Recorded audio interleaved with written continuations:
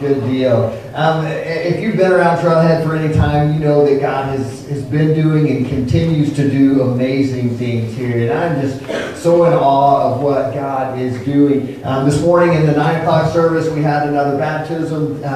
We don't have the video to show you on that yet, so I apologize for that. But I had another baptism this morning, and God just continues to bring people. He continues to bring leaders. One of the leaders that He has brought to us that has just kind of stepped into a leadership role in the last month or so is Bill Ullom. Many of you know Bill already, but he is over our Next Gen ministry, so he is kind of overseeing the children's ministry and the youth ministry and college career ministry as well. And so he is already implementing some things that I think are going to be hugely beneficial for our kids and our youth. And we're getting college stuff off the ground as well. He's going to come and share with us this morning, and he's going to share as it relates to what we've been talking about, the big ideas that we need to instill in the lives of our children and our grandchildren and those that we have influence over, and he's going to share with you in just a second. But I want to share one thing related to that before he comes up here.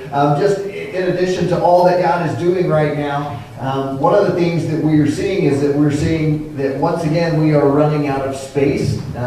We are running out of space in services. There's a little more space this morning, but if you go in the children's area, you probably don't want to hang out there very long because there are a ton of kids, and not enough space. And so one of the ways that we feel like God is telling us to help alleviate that problem is actually to add another service. So beginning in January, the first weekend in January, we will have 3 Sunday morning services. So if you come at 10:30, you're going to come kind of right in the weird part where people are leaving and all of that, but it's it's not a normal service time. So starting in January, we will have services at 8 o'clock, 9:30, and 11 o'clock. So make a mental note of that. Everybody will be changing service times because we won't have the same 9 o'clock and 10:30 that we have now. 8 o'clock, 9:30, and 11 o'clock. And just be praying about how God will continue to use Trailhead to bring people to Him, to hear about His glory and the things that He is doing. Bill, come share with us, man. Well, good morning. My name is Bill. Again, some of you don't know who I am. But, I just want to share this morning a little bit with you, my passion, my heart. Well, my wife and I have been involved in children and teen ministries for 30 years ourselves. So I just want to share with you, children are a big deal to us, teens are a big deal to us, families are a big deal to us. And so that's who we are. And so as you get to know us, we talk in terms of that, we think in terms of that. And so we just want to take time here to share a little bit of that with you as well. The message might be a little bit more of a teaching message than a preaching message. So I just sort of want to warn you ahead of time as we begin to work through that. So one of the important things as we think of the big ideas for family is we sort of changed up the story I used last time with another story. Well, we were ministering in the inner city to youth. Very dark place with youth. And one of the things we always try to do is give our youth an experience in a way that they would remember how important that relationship with God is. And one of the activities we had was a camping trip out of the inner city to, which is about 60 miles south of the city, to a farm, my wife's family's farm, down a little farther south in Fairfield, Minnesota, just about 7 miles south of Northfield, Minnesota, and then 3 miles north of Fairfield. Now, you might have heard that Northfield, Minnesota before, right? Because of Jesse James. And in fact, it's sort of funny, is that my father owned the place, the spot, where Jesse James, when he tried to escape from Northfield, jumped off the cliff into the river. That was on my father-in-law's land. And so we took the kids, decided to take the kids out of the inner city down to camp. And, they're used to everything but bugs, grass, trees, and everything else. So it was a new experience for them. They're already out of their element of feeling safe.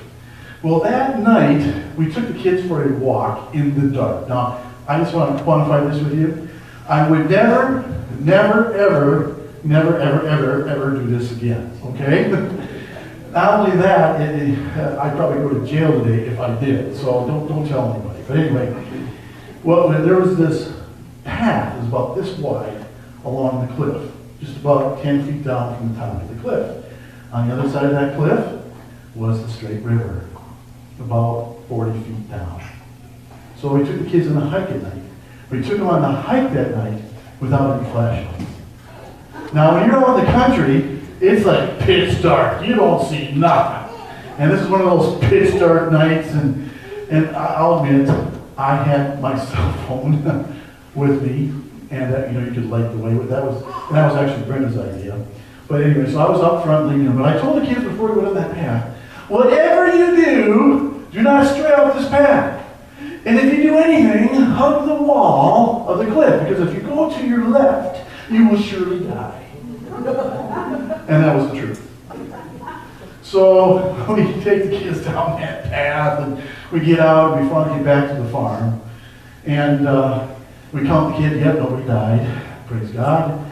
But again, I'll deny this story if you tell anybody. It never happened.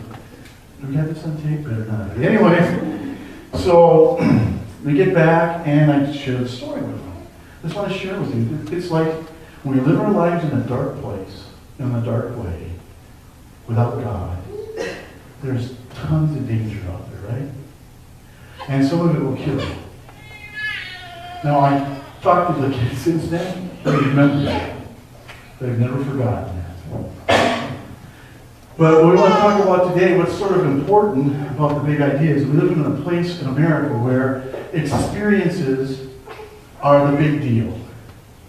And experiences are important. But I want to share with you, the experience isn't as important as the relationship. So in America today, we seem to be experience rich and relationship poor. And what I mean by that is the focus on giving our kids all these great experiences. And maybe the relationship that we have with our children isn't as important. Because we'll send them away to get their experience, won't we? Sports, music, all these other things. But what's really important is the relationship, isn't it? It's like taking a picture of something without people in it, and then put it in your family album. And then you show all these people your family album of all these places you've been. I've been to Colorado, I've been to Hawaii, I've been to Minnesota, I've been all over the place, right? But where are the people?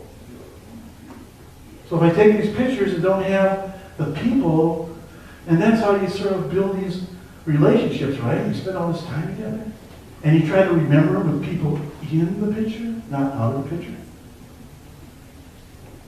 And so that's what we do in America here. We make an album without people in them, and we give them to our children, and that's sort of how they grow up thinking and believing. And so it's important for us as we realize here, it's not so much about the experiences, yeah, that's important, but that the experiences should lead to a relationship. And of course, that takes what? Time. We can't do it if we don't spend the time. And in America, we have where we hardly ever do the time. And so what we want to do is learn to take the time. And so there's some questions that we need to ask or be asking concerning what we're doing. And I think my battery just died. That happened to me last night. So it did just sort of, I'll have to use it another way. These three questions are the questions that we want to ask. How do I influence our children with people at church and in the community? Isn't it about influence more than control, especially as our children grow up? When our children are little, we always tell them what? Don't touch the stove, it'll burn you.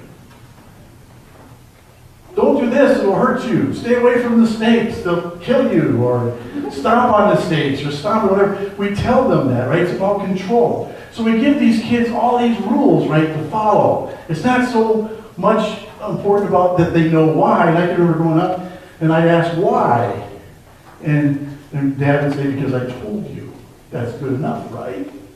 Well, that's control. I just want to share with you, as our children grow up, it's no longer about control as they get older. It's about influence. I can't tell my 15-year-old because I said so. That lasts about how long? Yeah, not even a second. Did that work on you? It never worked on me. But that's about control, but it's about influence. Now, so I have to have a relationship in order to influence them in their life, in the ways to do what's right and wrong. Again, that takes what? Time. Relationships are based on time. That's what's important. So if I don't have this relationship with them, I have no influence. So it's not about control as they get older, it's about influence. My relationship now deepens with my children and those around me because I can spend the time with them. So I now can influence them to do the right thing. So how do I advance my child's relationship with God? We're going to try to answer those questions as we go through this. And I want to share with you what God thinks about family. It's a big deal. It's a huge deal. And God made an important decision when he decided to start the nation of Israel, on whom he chose to lead Israel. It was a man called Abraham, father of Israel. And this is what he said about Abraham in Genesis chapter 18, verse 19. He says, "For I have chosen him so that he will direct his children and his household after him to keep the way of the Lord, by doing what is right and just, so that the Lord will bring about for Abraham what he has promised him." It was a big deal. So, in order for God to fulfill his promise to Abraham, he chose a man who he knew would spend the time and do what was necessary to train his children and his children's children. God was strategic in who he chose to lead his children. God knew it was about time and about relationships, not about the experience. The experience was part of it, but it led to the relationship. And God knew that. And so, as we think a little bit about what it means to raise a family, it's about people who are intent, who plan to raise their family. It's not something that happens by accident. It's not something that, maybe it'll happen, maybe it won't happen. To raise my family to know God and to understand God and to love God relationally and to have a relationship with them either. Now I notice we have an awesome dude here, a young baby here, and he's got a great name that he's going to have to live up to someday. But I just want to share with you, when we hold our children and look at them, don't we dream about the what ifs for them? Don't we take it real serious? I can remember back a long time ago when we had children. In fact, we had our first child when we were 20 and Britta was 19. God's babies raising babies, isn't it? But I can remember Brianna, when I saw her, I realized really soon that I had a huge responsibility that God had given me. And here's the deal. I was 20 and didn't have a clue. What was I going to do? We only really get one chance, don't we? We don't get repeats with the time. We don't get do-overs. So what we do is pretty important. And it's got to be intentional. And we can't take it for granted, and we got to plan it out.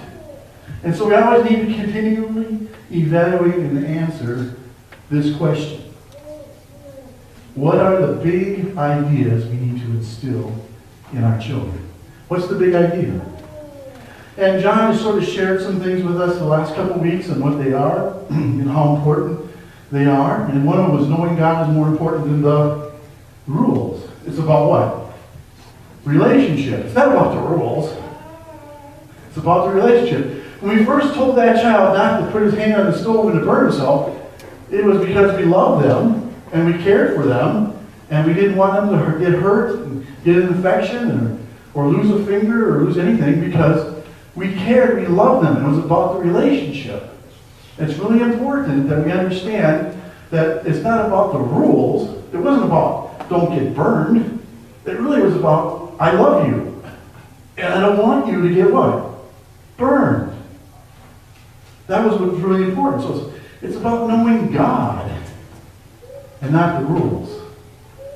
And I have to admit, I struggled with that as a parent when I was young. It was more about what I said and the control than it was about the rules. It was a big deal for me because I thought that was the right thing. I thought I was doing right by telling them not to do wrong. But I forgot it was about the time that I needed to spend with them and about the relationship and not the rules. And the other thing that was really important was that life satisfaction comes from serving others and not serving ourselves. It's not about me. We live in a me world, don't we? It's all about me today. You can't be happy make others happy unless you're happy what? First. At Christmas time, what a wonderful time it is. It's about giving, but isn't it more about getting?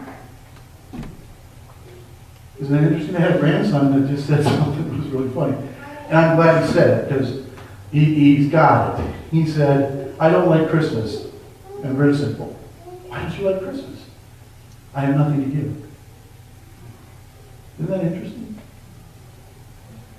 I mean, it's terrible he doesn't like Christmas, but it's really good that he understands that it's not about getting, it's about what? Giving. So it's about serving others. That's what's important. And that's what true life satisfaction is about. So I just want to take some time out here and talk about some important things, about some statistics. And I know it's a little dry, but I think it's important for us to get this and understand that as we talk about this here. So first thing I want us to understand is really sort of how was America made up today? In fact, it's the first time in which we have 5 generations ever that has lived long enough to live together.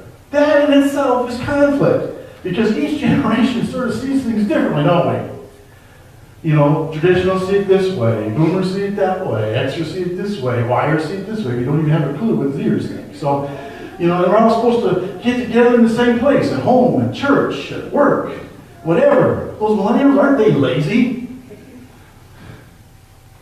I mean, we sort of think that, don't we?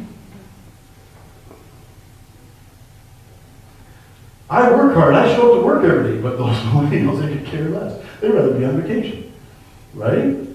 There's a huge conflict. How do we work that out? Now, how do we work that out in the church? I see faces of everybody in this group here. It's sort of interesting. Who is a traditionalist? That's somebody who is 73 years of age to 93. So if you're over 73, you're a traditionalist. You're one of those people. If you're a baby boomer, you're like me. You're over the age of 52 and to the age of 72. You're a baby boomer. If you're a Generation X, you're 38 to 51. That's my children.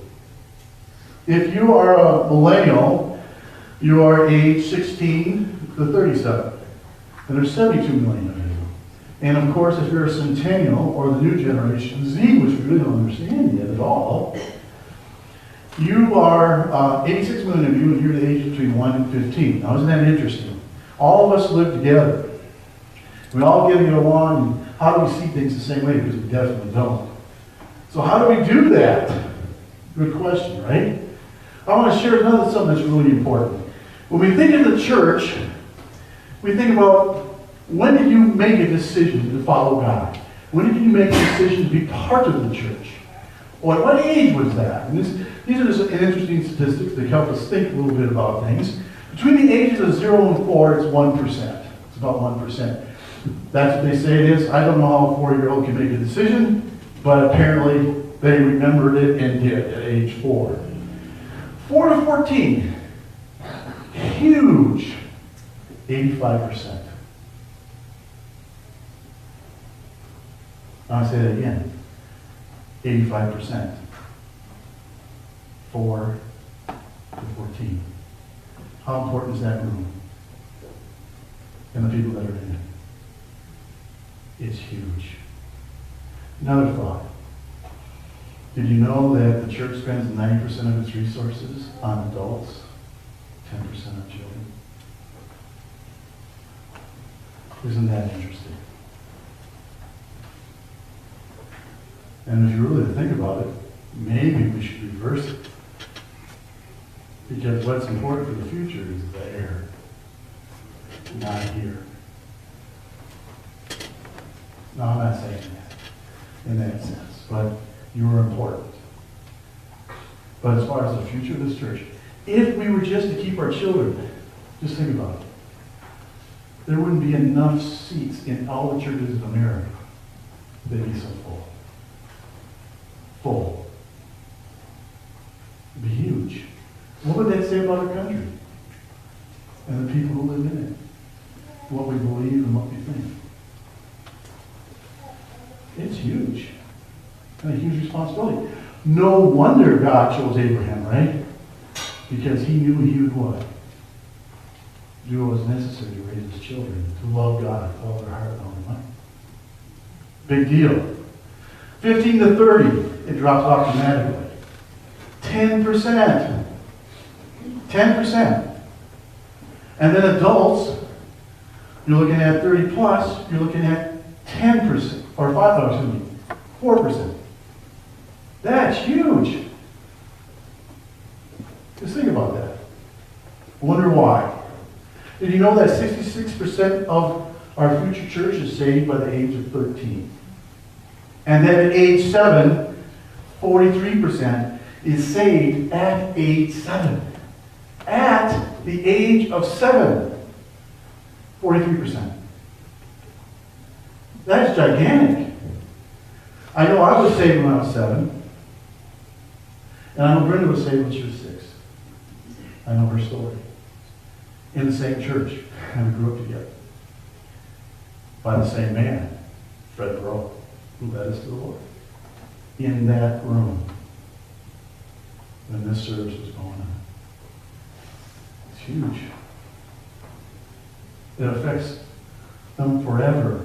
So, we got to start thinking a little bit differently, don't we? The importance of what is going on with our children and the importance of their life. And I also think we need to evaluate something else. Maybe it's called time. Time. What do you do with your time? Do you get it back? Do they get it back? There's only so much time. How many times are you at age 7? Once. Don't we want to do and give our children the best opportunity to know Jesus? Isn't it there? Isn't it there? Really important for us to think about some of these things as we go through things. Here's some other things that are really big. Our children are departing. They're leaving the church. And this is sort of generation. This is a great generation, the first one. That's a generation I didn't talk about. That's actually older than the traditionalists. There's only about 2.5 million of them left in America. And they usually don't come here anymore because they're usually home because they can't get out anymore. But 88% of them remained in the church after they were saved. 88% stayed in the church. That's sort of big. It's a huge number. Traditionalists, the generation older than me, 65%. Boomers, my age, 35% stayed in the church. Generation X, a lot of you are probably Generation X too, 16%. Let's talk about the millennials, 4 to 6%. Now let's talk about the next generation, the centennials, Generation Z. We don't know yet. It's still out. Question, what are we going to do? Something has to change, right? Because what we're doing is not working the way we're doing it, right? What is it that we're doing isn't working? What is the difference between the great generation and the others? What is different? Could it be social media? Could it be all these other things that take up our time? Could it be that? all these things that we can do. So our families are going instead of together, right? Really interesting when we think about that. Here's some other thoughts that are the average family time a week for a family today. We're talking family time. A week, 27 minutes. What's going on in their life all the other time? What are they learning? Who's speaking into their life? Who's growing them up? Because it's not us. Because we only take 27 minutes out of the week to really speak into their lives. It's hard. Here's another interesting thought. Family that do devotions, prayer, worship, and spiritual journey together, only 10% of all of that. Together, added up. 10%. 1 in 10 families. And then 9 in 10 youth abandon the church upon leaving home today. And then when they do leave the home, if they're in the church still, 1 in 2 that were in the church still leave when they go to college. So it's even less. They abandon the church. So abandon learning about God. And here's another, wow, huge thing. It's really big. Only 15% of our Christian youth have a true biblical view of life. Now, what does that mean when you say biblical view? World biblical view. In other words, we look at things through this. This is our filter. This is help us, when we look through this at everything in the world, am I looking at it through the lens of this? Or is it something else? So if we don't teach them this, and what's important in this, and how to live our lives, even more so, if we as adults don't know how, we can't teach it either, right? Or if we don't know it, we can't teach it either. And so, how do we know this? 35% of the teens believe that Jesus is God.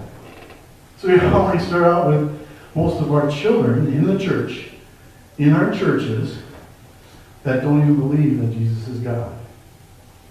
That's interesting, huh? And we can even say 2 out of 16 teens even believe the Bible's true. So we talk about the Bible, they just say, I'm going to share this, it really is on my heart, and you need to pray for him, my grandson. He absolutely doesn't believe in God. He absolutely doesn't believe in the Bible. He's my grandson, 15 years of age. When I talk to him about it, I'll grant that's not true. He absolutely believes it's not true. And if you want to say Bible knowledge for teens is at a record low too. And we can say that for adults. We can say that for everybody. What we know about this is limited. And it makes it hard to teach from the pulpit and in the classroom. Can you imagine the dynamics of that? Makes it hard. And so, as we start to think about it, the center of the crisis is this. Most Christian parents, families, do not take the lead in raising their children in a way we farm it out. So, we farm it out to the church. We'll farm it out, even worse, to our schools, to people in the community, to football coaches, to music coaches, to other people in their lives. We allow them to be the influencers in their lives rather than us. Because we only spend 27 minutes a week teaching them, right? So who else is teaching them? We even farm it out to their friends. Oh, that's great. Teenagers teaching teenagers? Lovely, right? I can imagine the great knowledge shared among them, amongst each other. Not pretty that they do well. Think about what you thought when you were a teenager. Not good. And now we have even something more than that. Social media. Their little cell phone. The internet. They can Google anything. My son did that the other day. And he was right and I was wrong. Disgusting. He said, Dad, you're wrong. He said, no, I'm not. Or you're going to Google it. You're wrong. That's exactly what he, okay, I'm wrong. Okay, it's black and white, Dad. It's on Google. It says it, so therefore it's true. So I lost. But anyway, that's okay. So again, the importance of raising a family with what? Intention. It doesn't happen by accident. And so it starts with us always evaluating and answering this one question again. What are the big ideas we need to instill into the hearts of our children? What are those things that we need to put there? And what does it take for us to do that? So it's important for us to answer that question. It's a big deal. And I want us to turn, if you have your Bibles, turn to the book of Judges, chapter 2. It says 6 up there, but that was just to fool you to make sure you knew that, knew something about the Bible. But anyway, it's in chapter 2, and we're going to start with verse 6. And just sort of to set the time before we start reading about this is this. This is a time in which Joshua has died, okay? And he's dismissed Israel and the elders of the people to go to claim their inheritance, to possess the land. They didn't quite finish it in Joshua's lifetime, and so he released them and the tribes separately to go out and to do that. And that was important for them to finish that task. And so it says this, after Joshua had dismissed the Israelites, they went to take possession of the land, each of them his own inheritance. The people served the Lord. That generation served the Lord. They knew the importance of that relationship with God. And their parents made sure they knew the importance of that relationship with God. They were also involved in what it meant and the sacrifices and amazing miracles and things that God did for the nation of Israel to be where they're at and to be in the promised land that was promised them and how they were led out of captivity to do that. So they remembered that aspect of who God was. They knew that God was good and that God was on their side and that they need to follow God exclusively, not something else. They learned that lesson. And it says later on, they had seen all the great things the Lord had done in Israel. In verse 8, Joshua the son of Nun, the servant of the Lord, died at the age of 110. And they buried him in the land of his inheritance, at Timnah, Herites, the hill country of Ephraim, north of the Mount Gash. And this is interesting. This is really sort of an important word, because this verse, because it sort of sets the problem. What's the problem here in this piece of scripture? And it's this, verse 10. After that, the whole generation had been gathered to their fathers. In fact, what he's saying there is the whole generation that raised this generation now has died and gone to be with God.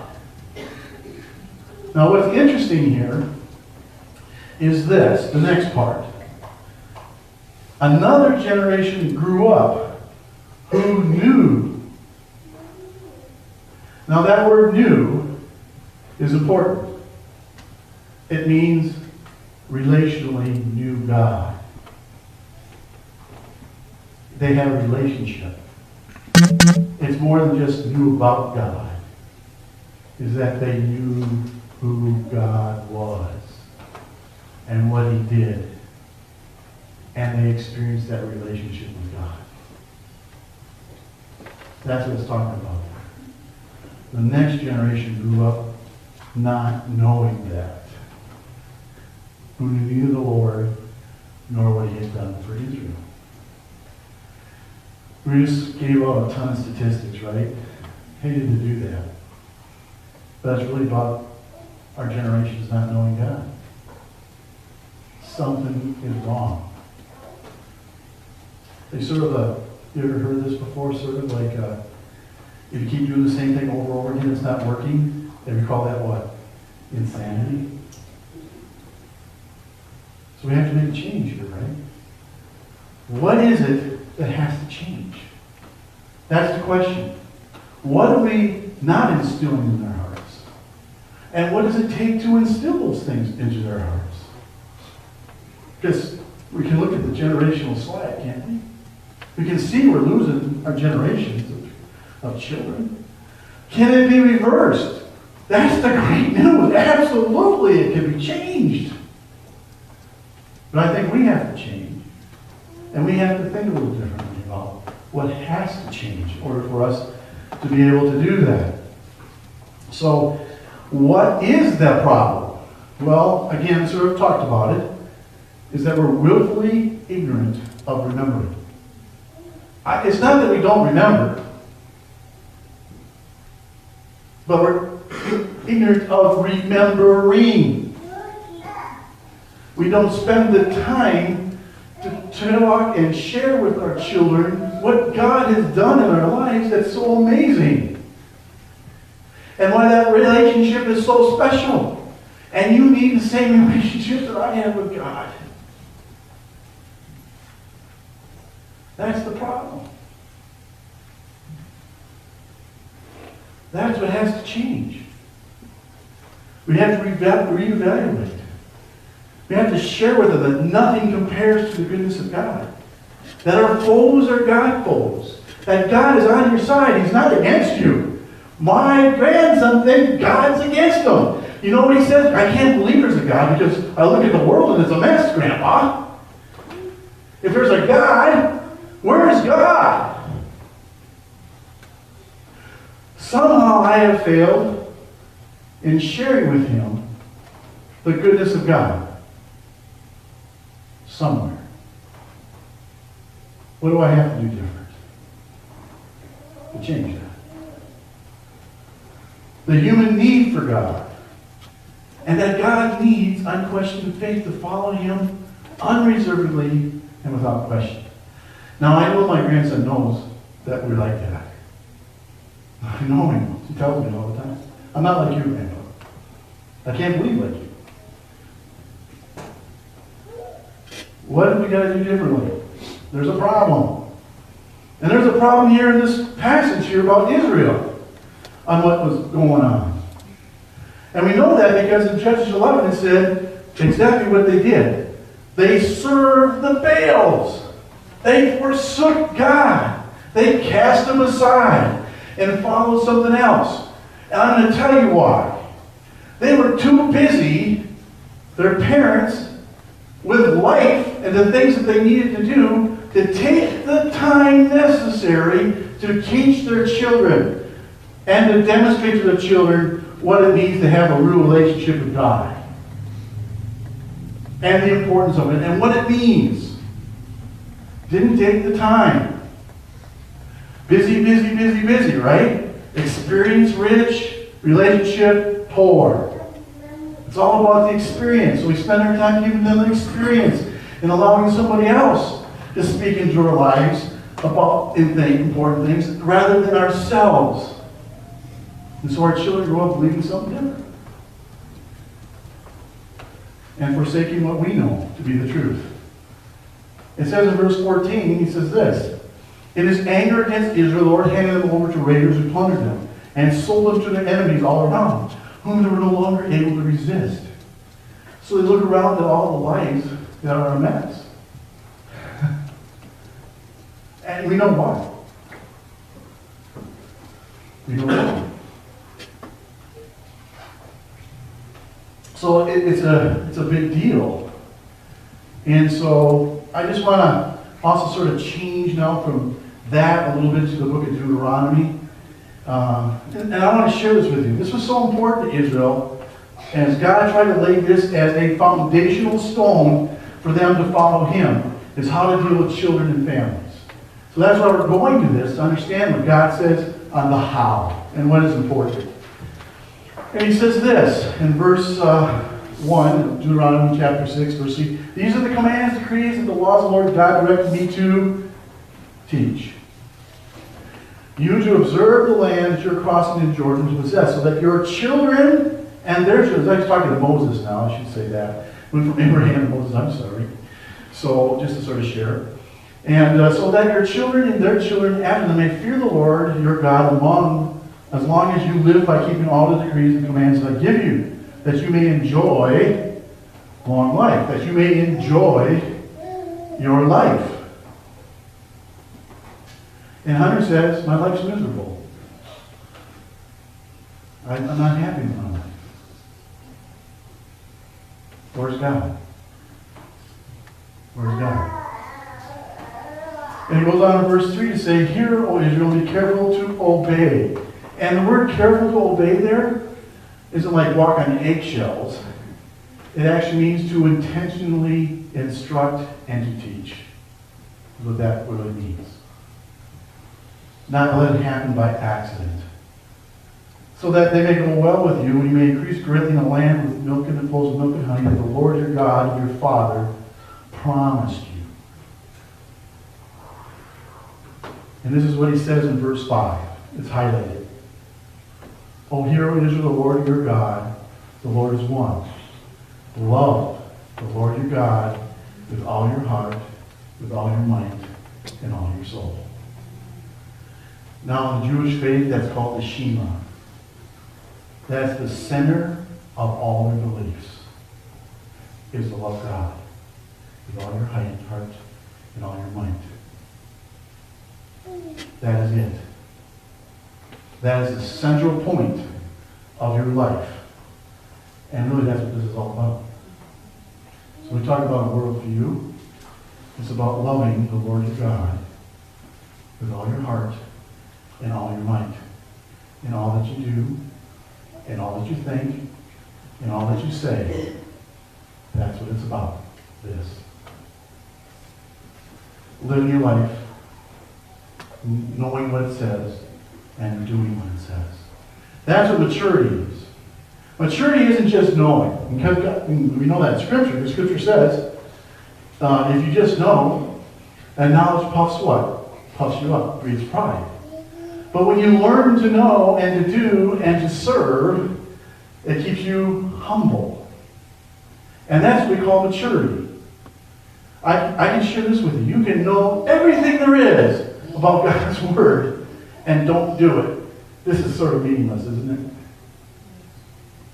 It's not real. That might get back to maybe the problem. Maybe we know a lot, but we don't do a lot.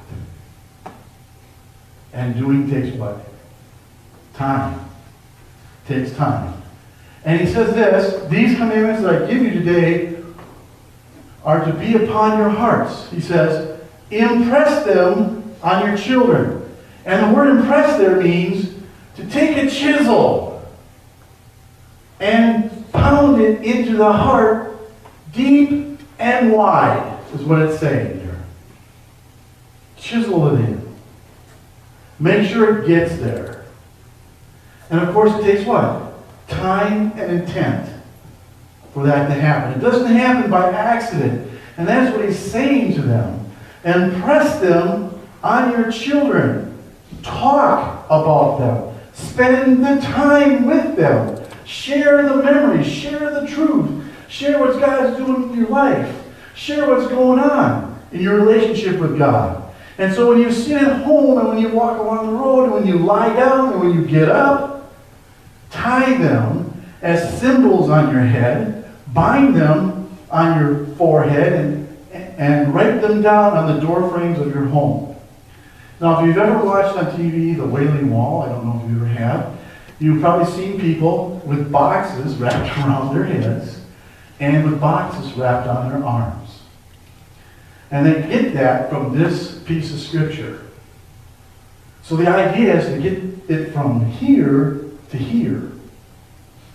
And then from here to what you do with your hands. To do what you what? Know to do. And so they wrap that around their hands and they put Scripture in there as a thought to impress upon them the importance of what God says. And here's the big thing, is they need to spend the what? The time. So when we talk about, I'm going to skip that a little bit. When we talk about what the Lord wants us to do, it's important for us to do it in a way that we teach our children to what? Remember what God has done. It's easy for us to spend time in the same house and not have a what? Relationship. It's sort of funny. My grandkids come over to be with us. So they'll call us up and say, "Hey, Grandpa, I want to come over. Can I come over to the house?" I say, "Oh, absolutely, you can come over to the house." Great.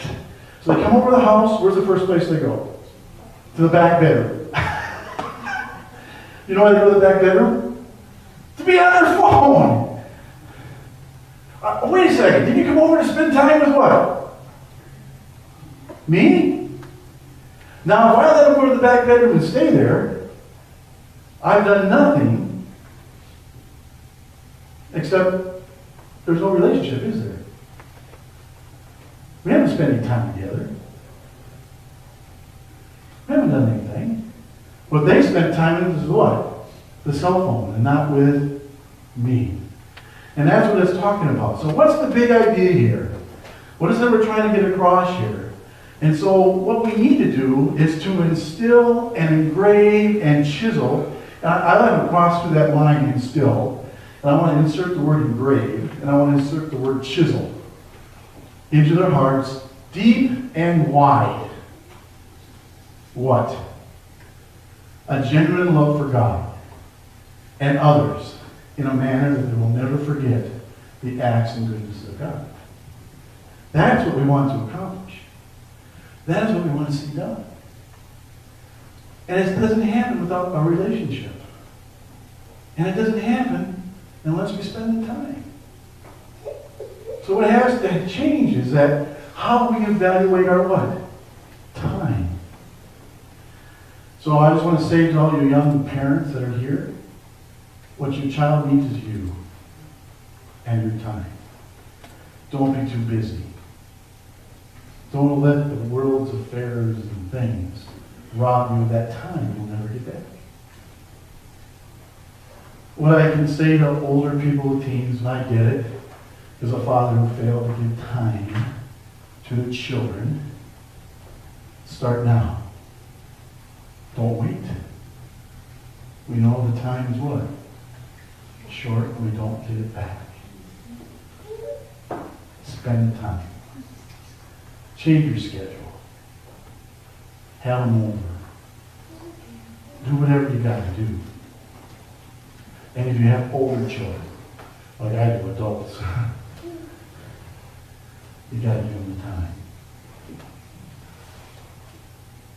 Got to give them the time. So what has to change here? Now, our church is growing like crazy. We don't have much space here, do we? Here's the other thing we don't have. Teachers. Teachers. Who are the teachers? It's you. It's you. We need you. The children need you. And you're going to say, well, I don't know what I'm supposed to know. Take the time to learn. Okay, take the time to learn. And I want to promise you this. You know, one of the things that I know is important for me to do is to help you. To speak into your life and to share with how we can do that. I promise you I'll spend the time. We need to figure it out. Because otherwise the next generation, what if it's 1%? What is it if a whole generation is lost? What are the consequences? You know, we're sort of on the verge, right? One of the things that was engraved deep into my heart was this song. It was a great song. Deep and Wide. You remember that song? Some of you do, some of you don't. But we sang it all the time. And it goes, deep and wide,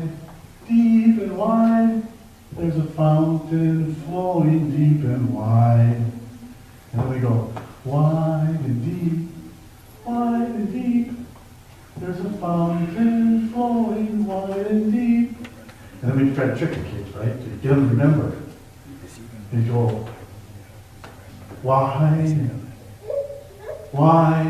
deep, and deep, there's a fountain. And they had to follow us, right?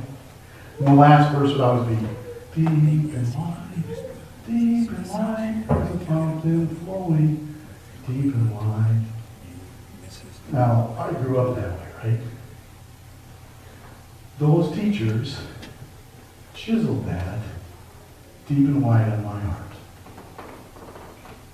They affected me forward. So did my grandpa. So did my grandma.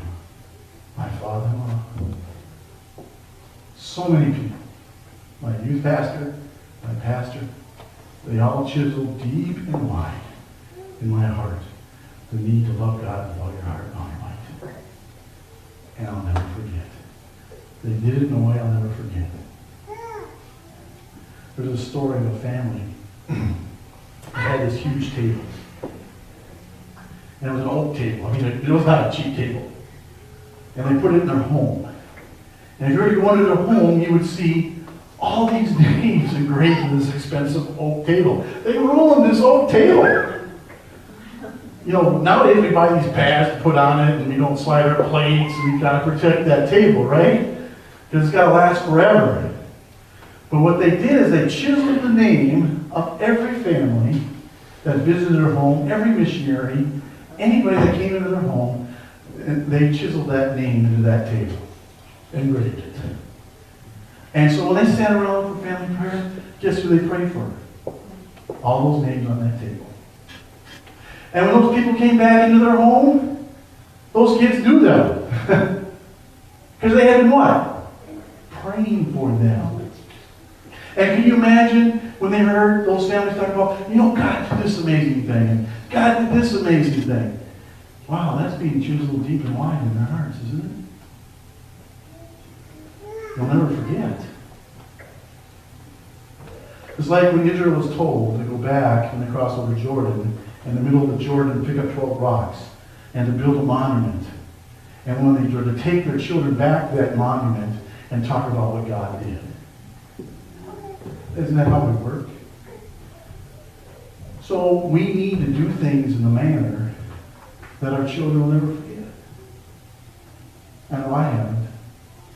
Now here's the cool thing. I was a bad kid. No, I was a terrible kid. I'm just going to be open and honest with you. Brenda will tell you. I was one of those kids that when new teachers had a kid come into the room, you retired. Because you're the old boy. He was coming, so we're not teaching anymore because I got to deal with that boy. Anyway, so we had our church's like 150th anniversary. And what was so cool was we invited all the pastors from the past that were still alive to the anniversary. And there was this lady, Mrs. Saucer, was her name. And she knew me as a little boy. She was there when I was a little boy. And she saw Brenda walk up the steps. I was right behind her. And she said to Brenda, I'll recognize that red hair anyway. You were the Smith girl, weren't you? And she goes, yeah, I was. Man, she's put her arm around her, loved her, hugged her. She was this great kid, you know, whatever, you know. And then, who do you marry? And what are you doing? Well, I'm a pastor's wife. Oh, fantastic. I knew you always would be. And she said, who do you marry? He said, Bill Ullom. Silence. I'm like, I'm standing there watching this, right? Going, really? And then she goes, no, really, who did you marry? No, Bill Ullom. He's a pastor? Oh, yeah? No way. You know, I'm just standing there thinking about it. But you know what's so cool? My mom and dad got divorced when I was in 4th grade. That was very traumatic in my life. And my mother said, you can go to church or don't go to church. I decided I was going to not go to church. About 9th grade, my youth pastor came over and said, hey, Bill, why aren't you in church? I don't go to the place. They don't like me. And that's really what I thought. They don't like me. They don't love me. And he says, oh, yeah, they do. So I went to church. We had this revival. His name was Bud Hunter. And I was there. And he spoke. And I gave my heart back to God. On the floor. And I was really hurt, touched, and knew I was a terrible kid and needed to change. And I remember looking back as everybody in that church got up and came forward with me. And they put their arms around me and said, Bill, we've been praying. Now, I didn't know that. But you know what? I'll never forget it. Changed me forever. We have to do something different There's a lot of goods and bads in it, isn't there? But can't we just give the time? Can't you give the time to demonstrate your love for your own children and others?